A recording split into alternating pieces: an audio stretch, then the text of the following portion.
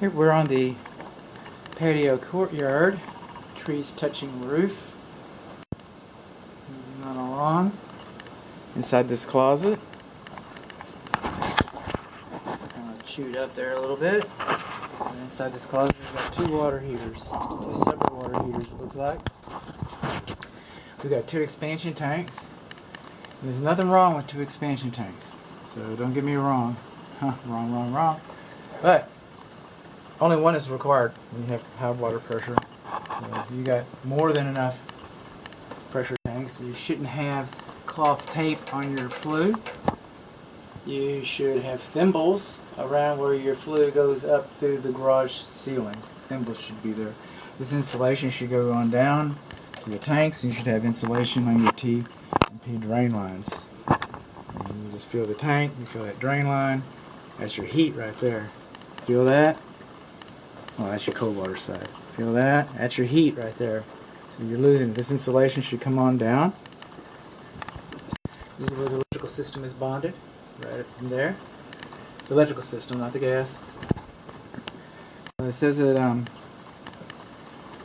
this is for the laundry, kitchen, powder bar. This is for the master upstairs bath. So they've got it labeled. Philip and Cody did this. Philip and Cody did these in 2018. That's when they were manufactured. They're 50 gallons each. 50 gallons each. 50 gallons each. The gas lines have sediment traps. These valves should have been replaced. And your safety pans, they do not drain to the exterior. They just, you got safety pans, but it's not going to hold 50 gallons. It's not going to hold 50 gallons. I don't even understand what that's about. Might as well just capped it off. But there it is. And your T&P drain lines, not only should these be insulated, but you're not supposed to have more than 5 bins, which you do. Also, according to the Dallas building code, you're supposed to have a vacuum breaker on these. It usually goes to the pans, which I don't like.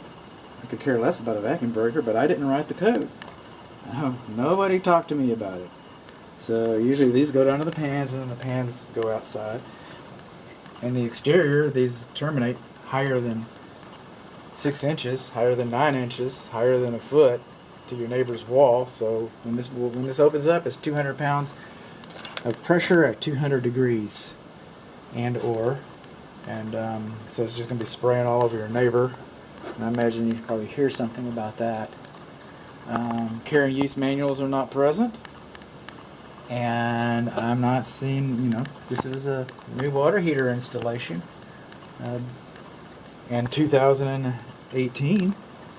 So Philip and Cody should have pulled permits for this. Maybe they did. I just don't see them.